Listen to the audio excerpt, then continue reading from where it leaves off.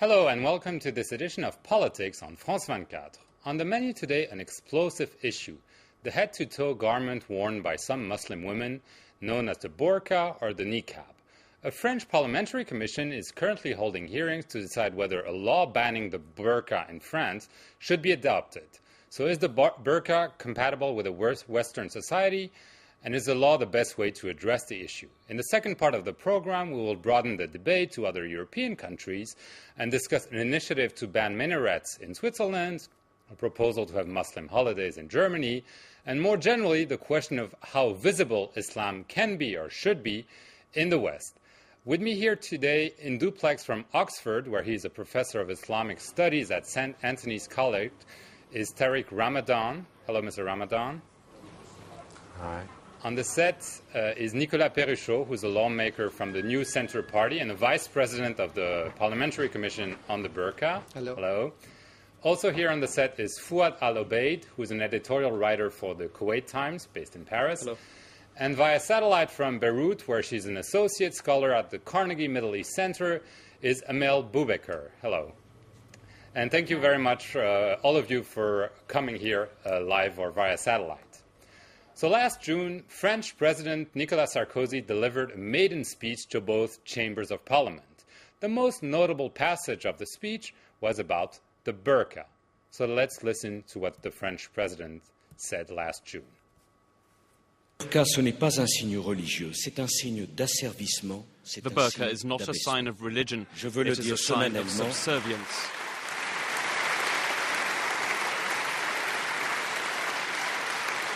It will not be welcome on the territory of the French Republic. We cannot accept to have in our country women who are prisoners behind netting, cut off from all social life and deprived of identity. That is not France's idea of a woman's dignity.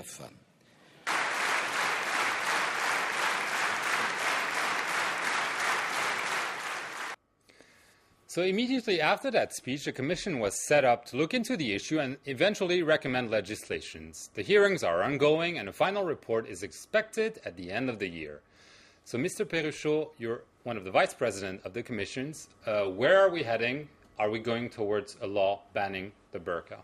Well, it's still too early to say that. The discussions are interesting at this time. We started, as you said, at the beginning of summer, and we are making hearings each week now. The question really for us is to, first of all, of course, to figure out if it's necessary to make a law or not, or to propose the making of a law or not regarding this question. I would say at this time that it's half and half. People think that it could be a solution. Others consider that it could be worse than having no law at this time. And the question behind is not only a religious question. And the president of the mission, André Gérin, who is MP from the Communist Party, always say that we have to think about, first of all, the rights of men and women in this country. Everybody knows what the Constitution, the French Constitution, say about that. And for us, it's more, how do you live in a country like France at the beginning of the 21st century? Can you be in the streets, in public sectors, wearing burqa or niqab? And what can be the answer of the Parliament to that question? It's not only, of course, a lawful question, it's also a society question and an integration question for what we are seeing at this time. It's also a very difficult question for many people in France, because we believe that most of our population would say that a law is necessary, or that we must forbidden the burqa. But it's more difficult than this if you consider the private sphere of the individual. You cannot say to somebody, even with a law, you don't have the right to have a burqa at home, for example. And so the question for us is really a question of equal rights. In a few words, are you personally in favor of a law? Not at this time. Not at this time. Okay. Mr. Ramadan, France has already banned Muslim headscarves and other ostentatious religious symbols from public schools a few years ago. Now there's this idea of banning the burqa. President Barack Obama, in a speech in Cairo himself, has expressed doubts about this. I mean, not directly, but indirectly. So is the French way the right way? Yes, I think that he's not the only one. President Barack Obama was not the only one, and he's not the only one to question the French strategy when it comes to dealing with visible signs and what happened in 2004 even with the headscarf. Now we are heading towards something which is the burqa and the niqab, and once again, this is a question of visibility, it's a question of rights, and it's a question of finding the best strategy to try to find a way to live together as French citizens. I would say as a Muslim scholar that I don't think that the burqa or the niqab are Islamic prescriptions or obligations. I think that this is a very narrow understanding of the Islamic teachings, and it's coming from what we call the literalist Salafi, which are the people who are literalists and sometimes having a very narrow interpretations of the text, or confusing what was an obligation for the Prophet's wives with all the Muslims. So this is an interpretation. So we have many levels here. There is something that we have to do from within as Muslims, challenging this, and this is a discussion that we need to have within the Muslim community. It's an intra-community discussion, and any government has no say about this because it's not of its business. It's something that has to come from within. Now when it comes, and this is the last point and the main point for me, when it comes to living together, we know that we are talking about 2, 3, or maybe between 300 and maybe 1,000 women in France. Is the law the best way to deal with it? I would say no. I think that this is completely counterproductive. On the symbol, in the symbolic side, the perception will be France once again is targeting the Muslims and pushing them to victimize themselves. I think that this is counterproductive. And when it comes to women, they will push them to stay at home because this is not the way you are going to change mentalities. So the governments and the French government should understand that the Muslims who are saying that it's not an Islamic prescriptions are part of the solution and not to act against or perceiving to act against a whole community. Yes, Mr. Obeid, you come from a region where the niqab, I guess, is fairly common. Right. Do you agree with what Mr. Ramadan said, that it's essentially a cultural, not a religious issue? And do you see France's intentions as infringing on Muslim women's freedom? I think there's two sides to this debate. I think on the one side, is the niqab something that is religious or is it cultural? On the other side, there's a question of national sovereignty. France, as a country of which I'm not a citizen, has the right to legislate the way it desires, just as much as any country in the world has the right to take the decisions that it sees fit for its own population and its own citizens.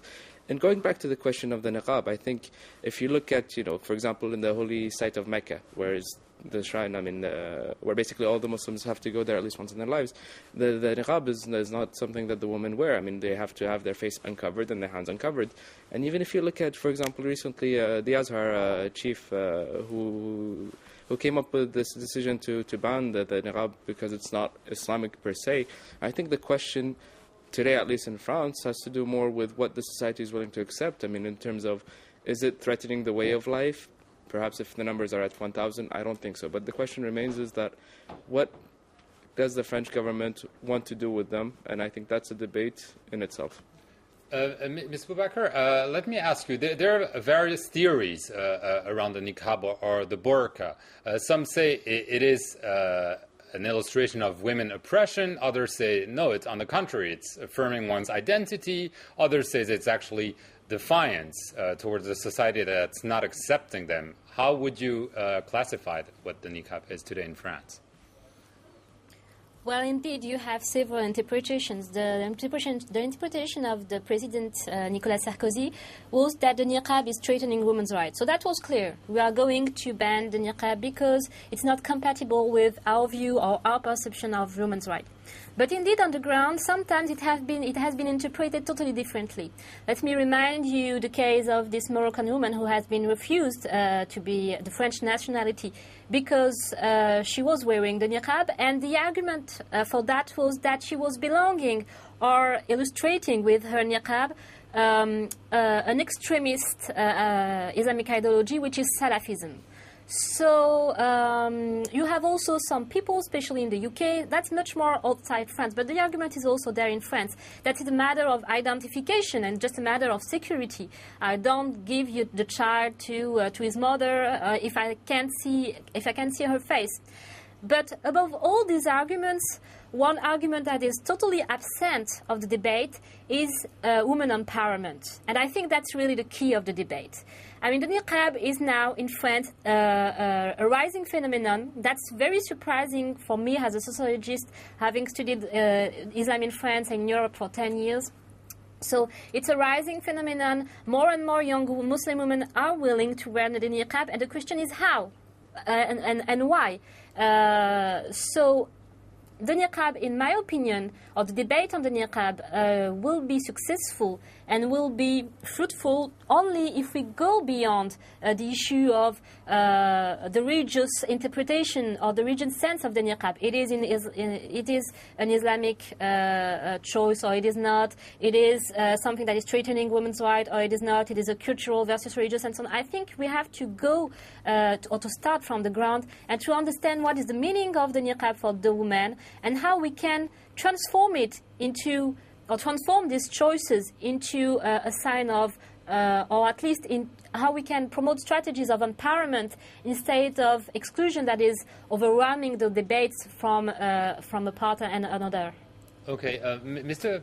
Perruchot, there is also the political argument that this is a good way for politicians, especially when they're on the right side of the aisle, to score points, because they can brandish the niqab as a very clear and vivid example of Islamization, of a threat to French civilization identity.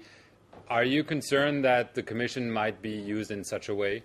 Well, the strange thing about that is, first of all, the President of the Commission is coming from the Communist Party, which is not exactly bringing the idea of Mr. Le Pen. And second of all, this debate that Le Pen sometimes brought in France when he was strong is behind us already.